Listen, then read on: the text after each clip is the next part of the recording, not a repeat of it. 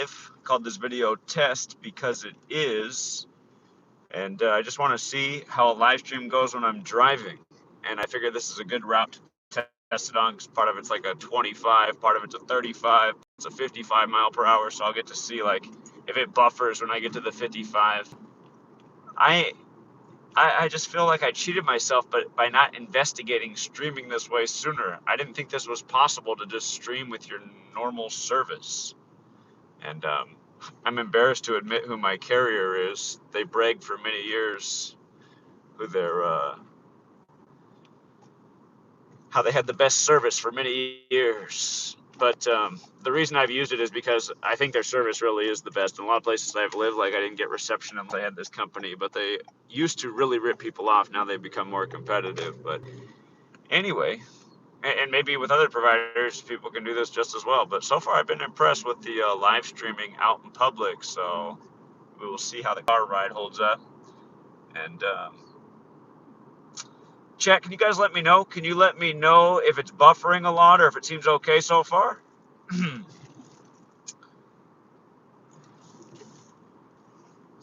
Let's see. It's good. Okay. Okay, it's good. Well, that's what I wanted to hear.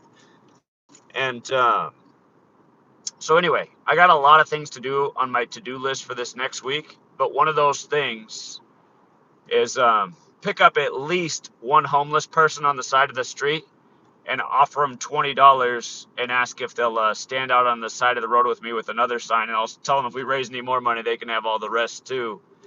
But I want to start this signs matter thing, and I want to start it now because I'm hearing a lot of people say they really like the idea, including Sweet Lady. In fact, it's the most supportive thing I've ever seen from Sweet Lady for all the ideas I put out there over the years. But again, if you missed what I said about signs matter, I was thinking 10 people a day, you pay them $20 to stand outside with an important sign for 2 hours. And I was thinking, the sign doesn't really have to, it doesn't have to be gematria. It could just be even a nice message someday. Just like, do something nice for somebody else. If that's all that was on their sign, smile at somebody. That actually could be a great sign right now because people might think like, yeah, nobody sees my smile anymore with the mask. Don't live in fear. You got 10 guys out on the corner or taking all four corners of the busiest intersection in town, all with just a sign that's a really positive message. And people are driving by and they're like, aren't those the normal homeless people? Like their sign doesn't even say, give me anything. It just has some nice message. And, I just imagine that people would start talking about that and maybe it would set a trend. Maybe people would be like, man, maybe I do need to do something nice for somebody today. Maybe I do need to smile at somebody today. Hug me today. It could just be like, hug me today. Give somebody a hug. Just get people thinking about nice things. Grow some food. Don't give up on your dreams. The homeless dudes holding up signs with positive messages. And, one guy's sign could say, be generous. They could still have their begging cup out there.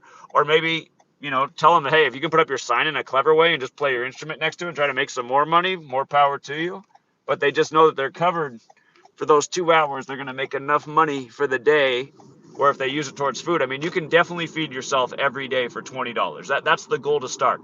Help 10 people a day make $20 so they can definitely feed themselves. And also let these people know, listen, I understand you probably battle with addiction. I actually want to help you with that, but please try not to use this $20 on your addiction. Really, you got to feed yourself, nourish your body. Help them learn how to budget the money and spend $20 a smart way. Be like, listen, man, if you want to smoke some weed today, Andy, here's how you can eat decent for $10 and still have $10 over to get yourself a little nug for your little weed habit too. Teach them how to be smart about things. So anyway, I hope this stream's still coming through and not buffering, but I'm getting excited about this Signs Matter idea because I realize it's the perfect blend of what I'm doing. Get out a message, try to inspire people to do the right thing, and maybe it's not through learning gematria. We were trying to help people see the evil being waged against us, but it doesn't seem that many people are willing to see that. Maybe what more people could see is how to do something generous for one another to create community and a sense of something positive taking place in the world in light of everything else going on. So I'm in the 55-mile-per-hour stretch of my trip now. So if it started buffering, that might be why. I'm also speaking out loud because I'm going to watch this later and just see if I noticed anywhere where it got choppy. I'm going to be like, okay, that's why I was driving this fast or through this area. But yeah, anyway, I think this science matter idea, I think it can really make a difference because it's like we'll be helping homeless people. Those homeless people will very possibly be helping a ton of people a day. And wouldn't that be nice for the, because see, I think there is something about the American psyche. Most people don't help out the homeless because the motto is, get a job, you bum. That's kind of how it is in America, how most people feel they drive by bums. But I don't want to call them bums. People that have sometimes people have made really bad decisions, but most people who are out on the street homeless, they were born into a really bad situation, they've been horribly abused, or they have some form of mental disability or what other people would call mental illness. And by the way, yesterday when we were downtown Seattle, there was a man who wasn't far up from us who was probably homeless. I'm making the assumption, but probably homeless. And he was screaming all day and just, yelling at certain people. And at the end of the day, as I walked by, I just kind of like nodded and saluted him. And he said calmly back, "Thank you. Have a good evening." Something like that, or "Have a good weekend." And all day he'd been just screaming and like in distress. And I just thought as I walked by, I'd give him some kind of like nice positive look, and just see how he interacted with me. And then he just gives me a nice response back. And again, most people who are like, people are seeing that guy and they're afraid of him. They're crossing the other side of the street because they don't want to walk past him. He's really just another person. And if he's respected, then he's not, this thing he acts like all day. And that's why I've said before, you guys, I used to work in a group home and a teen homeless shelter.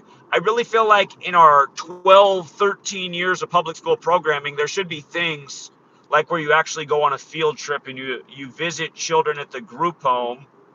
Because see, children at the group home, when something nice happens for them, well, it could be dangerous playing with the children at the group home, but there should be some way where other children see like the way a lot of people are living in their society and what's wrong with it, but also how that, they're like normal people. I don't know. At some point this should happen. Maybe in your later high school years, maybe that's the appropriate time, but there's so much you can learn about human psychology by working with the most needy, especially children. And I don't know if needy is the right word, but just most circumstance maybe. But yeah, and anyway, a lot of these young people grow up to be the homeless. They call problems going on from a young age, and then it just gets harder and harder to battle them. And by the time these group home children hit the age of 18, most of the services that are out there, they're not available to. It's a much like youth care in Seattle, Washington takes care of hundreds of teenagers.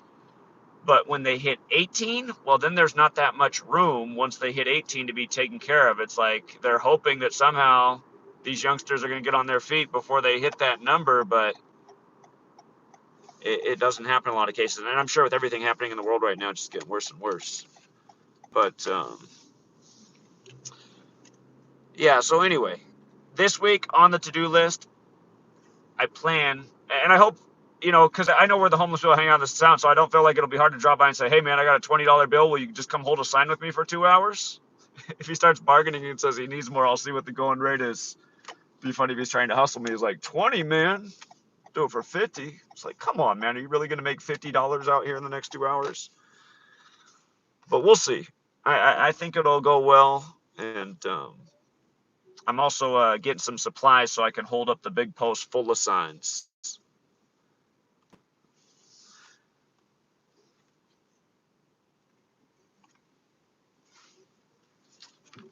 My neighbor's coming through, but it's this narrow. It's like barely one car can fit through.